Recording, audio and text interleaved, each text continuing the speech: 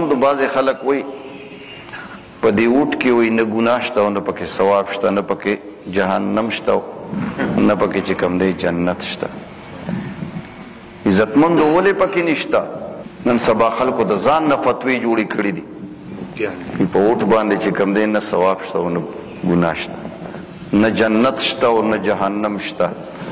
چې تا پې قتلونه کړي دي په دغې باندې به دغه سړی جهنم ته نه ځي. دا چا چې اوټ ورکړی دی دی ورسره په دې قتل کې شریک دی، دی ورسره په دې غصب کې شریک دی، دی ورسره په دې سمګلینګ کې شریک دی، دی ورسره په دې غلا کې شریک دی. او چا چې د ده په اوټ باندې نیک اعمال وکړل، د قرآن حکم یې نافظ کو، د قرآن حکم یې په ځای باندې راوست، څنګه چې دغه عالم ته اجر او ثواب ملاویږي نو دغه شان به دې وټر ته هم چې کوم دی اجر او ثواب ملاویږي انشاءالله. دا غلطې خبرې دي، د چا په دوکو کې راځئ مه. ستا په دې وټ باندې د نیکانو خلکو حکومت هم راتلی شي، ستا په دې وټ باندې د بدانو خلکو حکومت هم راتلی شي، ستا په دې وټ باندې د عالمانو حکومت هم راتلی شي، ستا په دې وټ باندې د قاتلانو حکومت هم راتلی شي، ستا په دې وټ باندې چې یو سړی حکومت ته ورسېدو او هغه هلته قتل وکړو، هغه ظلم وکړو، په ناحقه باندې د چا مال چې کوم دی هغه غصب کو، نو په دې کې ګناه نشته.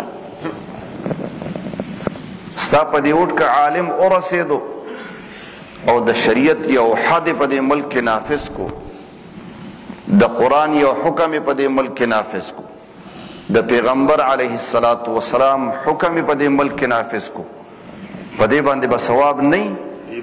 ولې به نه وي؟ نو عزتمند دا خبره ورسره هم واوره چې ستا د لاس دا اوټ چې کوم دی دا هم دغسې قیمتي دی. ګوره که یو پیره دې دا ورکو او غلط استعمال د دې وشو، په دې باندې چې کوم ګناهونه کېدل نو بیا چې کوم دی هغه ته راواپس کولی نه شي، دا اوټ دې ته راواپس کولی نه شي.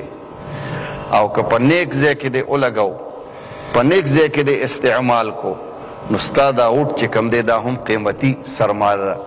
دام چې کوم دی داسې ضایع کوم، دا ډېر په سوچ سره چې کوم دی د دې استعمال وکړه، بغیر د سوچ نه چې کوم دی دا خپل ژوند هم مه تېروه، بغیر د سوچ نه دی دا اوټ هم چې کوم دی مه استعمالوه.